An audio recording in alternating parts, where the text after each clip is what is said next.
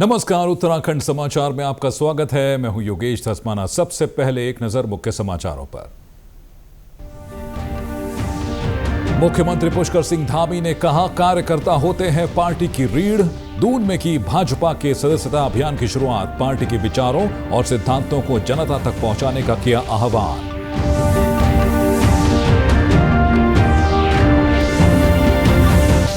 प्रधानमंत्री नरेंद्र मोदी बोले, बड़ी संख्या में युवा राजनीति में आने को तैयार। मन की बात कार्यक्रम में साझा किए विचार।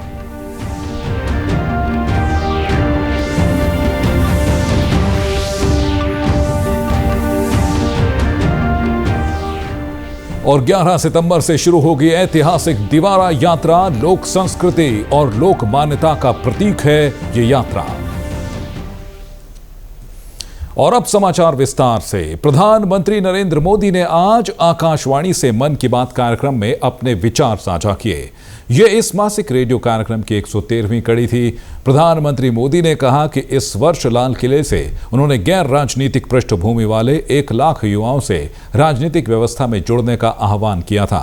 उन्होंने कहा कि इसका युवाओं पर जबरदस्त प्रभाव पड़ा है और बड़ी संख्या में युवा राजनीति में प्रवेश करने के लिए तैयार हैं। प्रधानमंत्री ने कहा कि वे उचित अवसर और मार्गदर्शन की तलाश में हैं। उन्होंने आशा व्यक्त की कि युवाओं के सामूहिक प्रयास से ऐसे युवा राजनीति में आगे आ सकेंगे जिनकी कोई राजनीतिक पृष्ठभूमि नहीं है। उन्होंने कहा कि ऐसे युवाओं का अनुभव और जोश देश के लिए लाभदायक सिद्ध होगा। प्रधानमंत्री मोदी ने स्पेस टेक स्टार्टअप गैलेक्सी आई के सदस्यों के साथ बातचीत भी की। इस स्टार्टअप को आईआईटी मद्रास के पूर्व छात्रों ने शुरू किया था। प्रधानमंत्री ने कहा कि स्पेस इकोसिस्टम बहुत जीवंत हो रहा है। उन्होंने अल्मोड़ा निवासी रक्षित से भी बात की। तो मेरा नाम रक्षित है और इस टेक्नोलॉजी से हमको कैसे लाभ होगा मैं इसका उत्तर दूंगा। रक्षित, आप उत्तराखंड में कहाँ से हैं? सर मैं अल्मोड़ा से हूँ। तो बाल मिठाई वाले हैं आप? जी सर, बाल मिठाई हमारी फेवरेट है।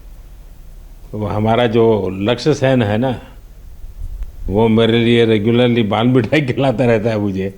हाँ रक्षित, बताइए। तो हमारी जो ये टेक्नोलॉजी है ये अंतरिक्ष से बादलों के आर पार देख सकती है और ये रात्रि में भी देख सकती है। तो हम इससे देश के किसी भी कोने के ऊपर रोज एक साफ तस्वीर खींच सकते हैं। और ये जो डेटा हमें आएगा इसका उपयोग हम 2 क्षेत्रों में विकास करने के लिए करेंगे। पहला है भारत को अत्यंत सुरक्षित बनाना। हमारे जो बॉर्डर्स हैं और हमारे जो ओशंस हैं, सीज हैं, उसके ऊपर रोज हम मॉनिटर करेंगे और एनिमी की एक्टिविटीज को मॉनिटर करेंगे और हमारी आर्म्ड फोर्सेस को इंटेलिजेंस प्रोवाइड करेंगे। और दूसरा है भारत के किसानों को सशक्त बनाना। तो हमने ऑलरेडी एक प्रोडक्ट बनाया है भारत के झींगा किसानों के लिए, जो अंतरिक्ष से उनके पॉन्ड्स के पानी की क्वालिटी मेजर कर सकता है 1/10 ऑफ द करंट कॉस्ट में। और हम चाहते हैं आगे जाते हुए हम दुनिया के लिए best quality satellite images generate करें और जो ग्लोबल इश्यूज हैं, ग्लोबल वार्मिंग जैसे, इससे लड़ने के लिए हम दुनिया को best quality satellite data provide करें। इसका मतलब हुआ कि आपकी टोली जय जवान भी करेगी, जय किसान भी करेगी। जी सर, बिल्कुल।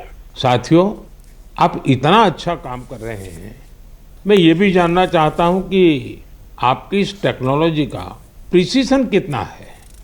सर हम लेस देन 50 सेंटीमीटर के रेजोल्यूशन तक जा पाएंगे और हम एक बार में approximately more than 300 square kilometre area को इमेज कर पाएंगे।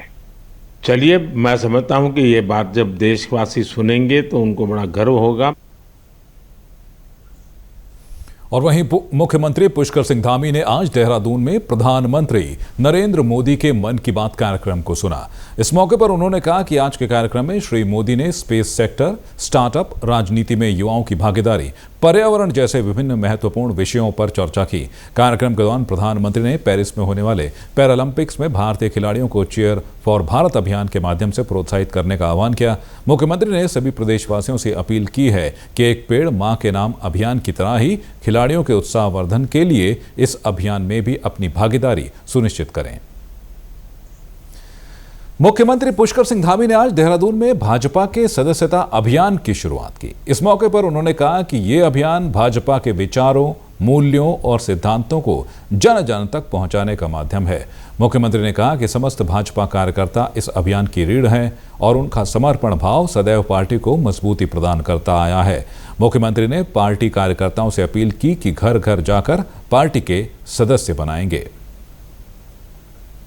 प्रधानमंत्री जी के नेतृत्व में देश आज नई नई ऊंचाइयों को छू रहा है, नित नए आयाम आगे बढ़ रहा है। हम अपने इसी संकल्प को आगे बढ़ाते हुए आज हमारा जो नए सिरे से सदस्यता अभियान में इसकी शुरुआत कर रहे हैं। ये निश्चित रूप से हमारा संगठन का भी पर्व है। यह केवल पार्टी के सदस्यों की संख्या बढ़ाने का प्रयास नहीं है। कई बार हमको लगता है कि ये केवल औपचारिक एक कार्यक्रम हो रहा है।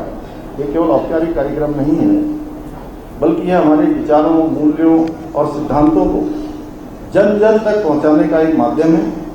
1 सितंबर को जब हम प्रधानमंत्री मोदी जी को हमारे सदस्यता अभियान का पहला सदस्य बनाएंगे, यह केवल औपचारिकता नहीं होगी, बल्कि ये एक प्रतीक होगा कि हमारी पार्टी का हर सदस्य कितना महत्वपूर्ण है, कितना जरूरी है हम सबके लिए। मुझे हमारे प्रेरणा स्रोत पंडित दीनदयाल उपाध्याय जी के विचार सदैव ये हमारा मार्गदर्शन करते आए हैं। उन्होंने कहा था कि जो आज का विरोधी है, जो आज हमारा विरोध कर रहा है, वो कल हमारा मतदाता बने और कल का मतदाता परसों हमारा सदस्य और परसों का सदस्य हमारा सक्रिय कार्यकर्ता बने। इस विचार को साकार करने का सबसे सशक्त माध्यम कोई है तो जिसका आज हम सब लोगों ने यहाँ पर शुभारंभ किया है, हमारा सदस्यता अभियान है। हमारा लक्ष्य है कि ऐसे लोग हमारे साथ जुड़े जो हमारी विचारधारा में विश्वास रखते हैं।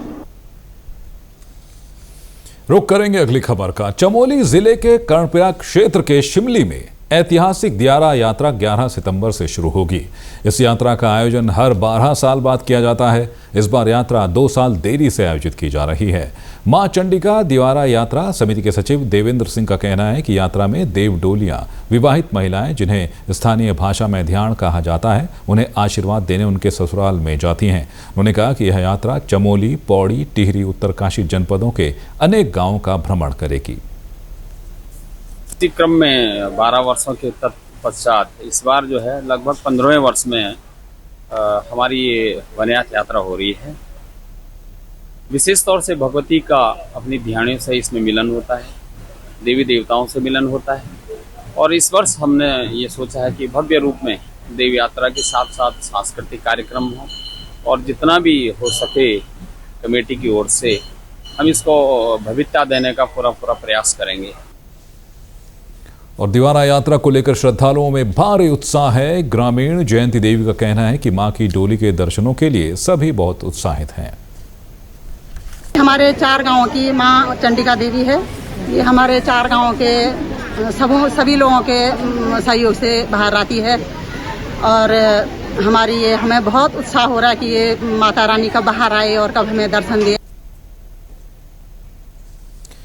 अल्मोड़ा में आगामी 28 अगस्त से कुमाऊं महोत्सव का आयोजन होने जा रहा है। 5 सितंबर तक चलने वाले इस महोत्सव का उद्देश्य संस्कृति का संरक्षण और आम जनता तक सरकारी योजनाओं के प्रति जागरूक किया जाना है। श्री राम सेवा समिति के आयोजक राजेंद्र तिवारी ने मीडिया को बताया कि कुमाऊं महोत्सव SSJ विश्वविद्यालय परिसर में होगा। उन्होंने बताया कि महोत्सव में खेल और सांस्कृतिक गतिविधियों को महत्व दिया जाएगा। इसके अलावा प्रतिदिन केंद्र और राज्य सरकार की जन कल्याणकारी योजनाओं का भी मंच के माध्यम से प्रस्तुतिकरण होगा।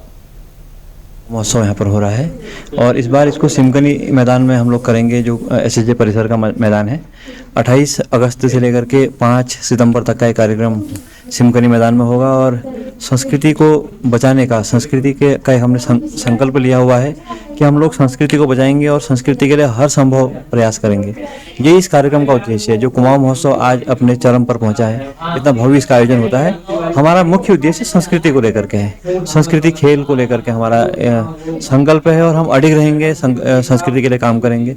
कई सारे इसमें स्थानीय कलाकार भी हैं और आमंत्रित कलाकार भी हैं। उत्तराखंड के कई सारे कलाकार इसमें हैं, जिसमें माया उपाध्याय जी हैं, दर्शन फरसवाण जी हैं और गजेंद्र नाना जी हैं, जितेंद्र तोमक्याल जी हैं, बिशन हरियाला हैं, पुराने कलाकार हैं और इंद्र आर्य जी हैं जो भी नंबर 1 चल रहे हैं। ऐसे कई सारे कलाकार हैं और स्थानीय कलाकार हर दिन 2-3 स्थानीय कलाकार इसमें होते हैं और खेल की कई सारी प्रतियोगिताएं इसमें होती हैं। खेल के कई बच्चों को हम लोग मंच देते हैं। तो इसी के साथ अभी तक के समाचार समाप्त हुए। दूरदर्शन समाचारों से जुड़े रहें। मिलते हैं एक बार फिर शाम 6:30 बजे के बुलेटिन में। तब तक के लिए दीजिए इजाजत। नमस्कार।